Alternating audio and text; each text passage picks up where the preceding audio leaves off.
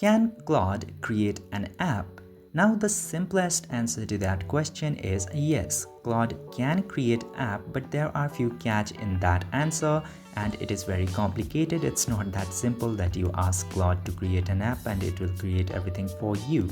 Now if you go to the Claude and ask if it can create the application or not, it will answer yes, and it will give you three types of applications or the software codes it can create. First one it suggests is simple app prototype right now, and second one is full software project, and third one is non-coding app like work.